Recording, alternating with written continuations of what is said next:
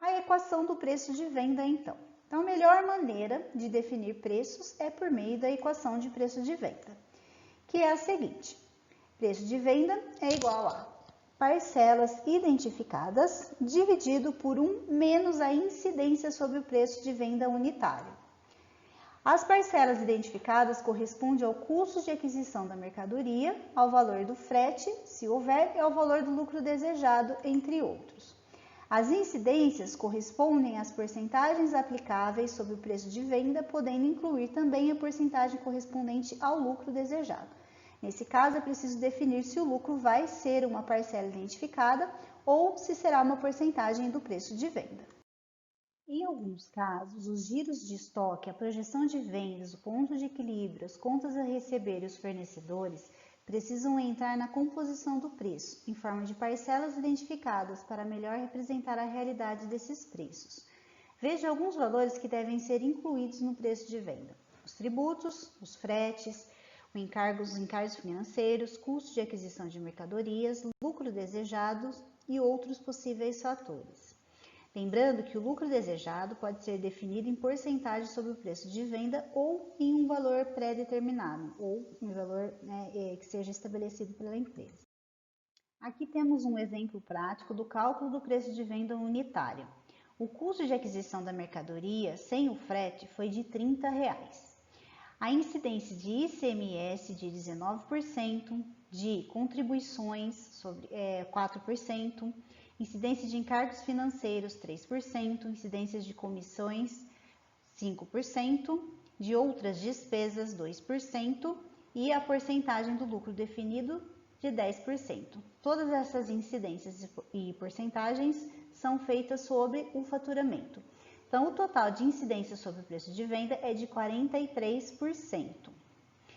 O exemplo a seguir, então, demonstra o preço de venda de uma sandália e como compô-lo. A mercadoria tem um valor unitário de R$ 30 e as incidências sobre ela correspondem a 43% do preço de venda. Na tabela anterior, você pôde perceber que o total de incidência sobre o preço de venda representa 43% do total. Mas temos também o custo de aquisição de mercadoria, que é 57% do valor total do preço de venda unitário. Então, a tabela, aqui ao lado, representa essas informações. Como que a gente chega nesse 57%? 100% menos os 43% de incidência sobre o preço de venda. Agora vamos colocar esses dados na equação para determinar o preço de venda unitário. Então, lembrando que preço de venda é igual a parcelas identificadas dividido por 1 menos a incidência sobre o preço de venda unitário. Então, no caso do exemplo, as parcelas identificadas são o custo de aquisição do material, que é R$ 30, dividido por 1 menos o valor das incidências, que é 43% ou 0,43. Então, vai resultar que o preço de venda é de R$ 52,63.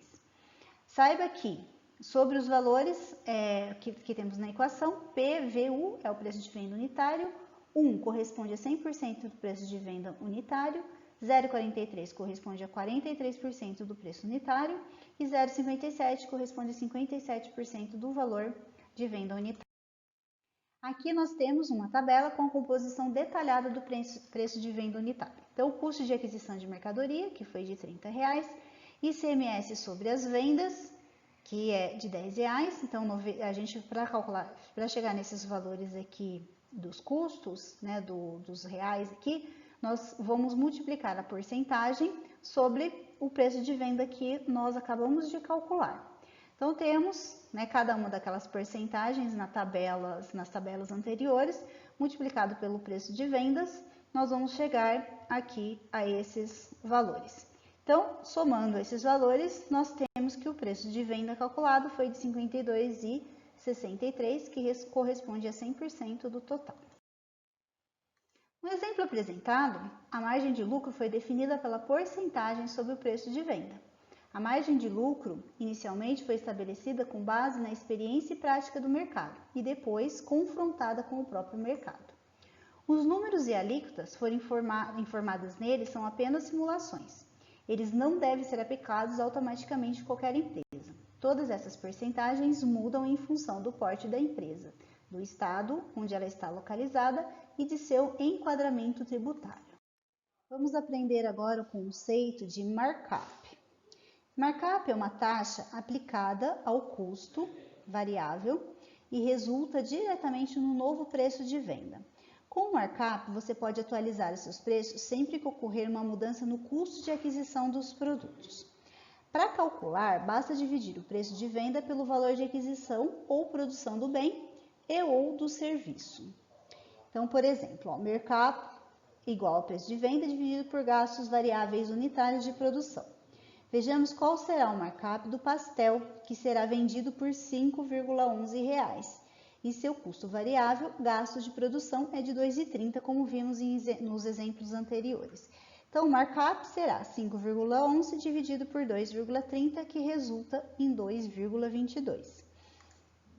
O markup nada mais é do que um fator de multiplicação que é utilizado para padronizar os preços de venda. Isso pode ser bom no caso de preços sempre uniforme, mas pode trazer problemas quando é preciso negociar desconto com os clientes. Cada nova alteração nos gastos variáveis, o preço de venda se modificará. Então, como que a gente vai utilizar esse markup? Vamos supor que suba uma determinada matéria-prima no pastel, que é um custo direto. Ao invés de fazermos todo o processo para calcular o novo preço de venda, nós podemos utilizar esse markup aqui e multiplicando pelo novo valor da matéria-prima. E aí a gente vai ter um novo valor do produto. Então, agora que calculamos o markup do pastel de queijo, então vamos imaginar que um dos produtos usados na sua fabricação sofreu um aumento, passando para 2,50. Então, ao invés de 2,30, agora temos que os custos variáveis são iguais a 2,50.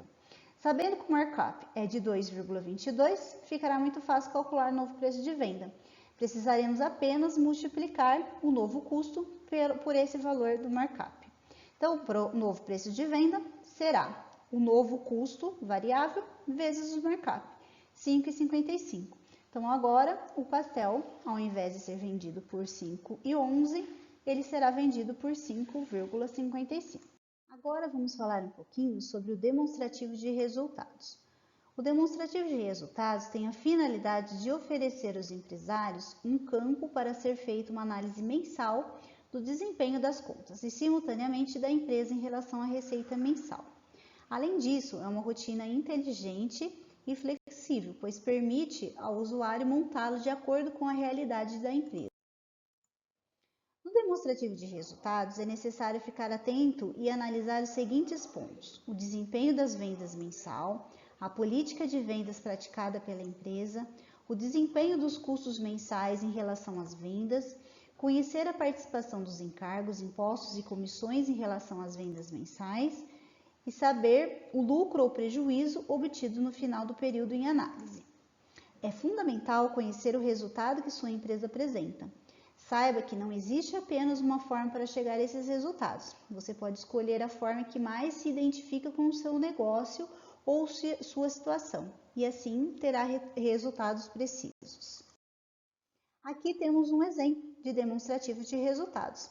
Então, nós separamos a receita, que vem de vendas à vista e de vendas a prazo, os custos variáveis, que são os custos com mercadorias e matérias-primas, o ICMS, o PIS e COFINS e comissões e encargos. A margem de contribuição, que é calculando-se o A menos o B.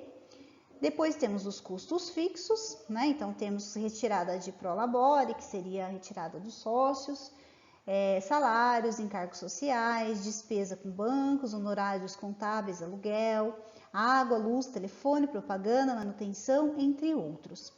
Então, se nós subtrairmos esses custos fixos da margem de contribuição, nós temos o lucro operacional. E o ponto de equilíbrio nós podemos calcular dividindo os custos fixos pela margem de contribuição vezes a receita. Então, aqui é um exemplo de demonstrativo de resultados. Conceitos e fórmulas para alcançar o demonstrativo de resultados. Então, é importante conhecer a rentabilidade do seu projeto, o que corresponde à remuneração do capital investido. A rentabilidade esperada para micro e pequenas empresas é de 2 a 4% ao mês sobre o investimento.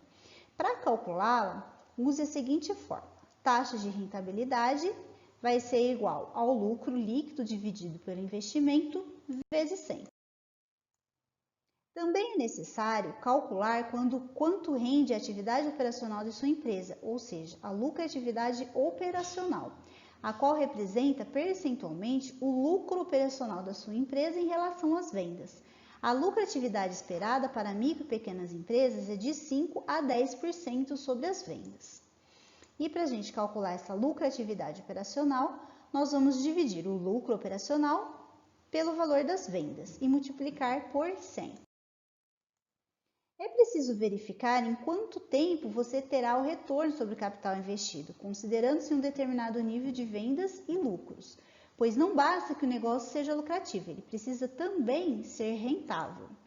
Nessa etapa, é necessário verificar em quanto tempo você terá o retorno sobre o capital investido, considerando-se um determinado nível de vendas e lucro. Veja a forma. O prazo de retorno será igual ao investimento dividido pelo lucro líquido. E para finalizarmos, ao determinar o preço de venda, as decisões devem se basear na ponderação de todos os fatores relevantes que interferem no processo de formação de preços, onde o mercado concorrente exerce grande influência. O empreendedor não pode se limitar apenas em seu próprio negócio, ele deve estar atento aos movimentos da concorrência. É fundamental ficar atento ao monitoramento desses custos e despesas, pois se não houver tal monitoramento, há o risco de não perceber os prejuízos.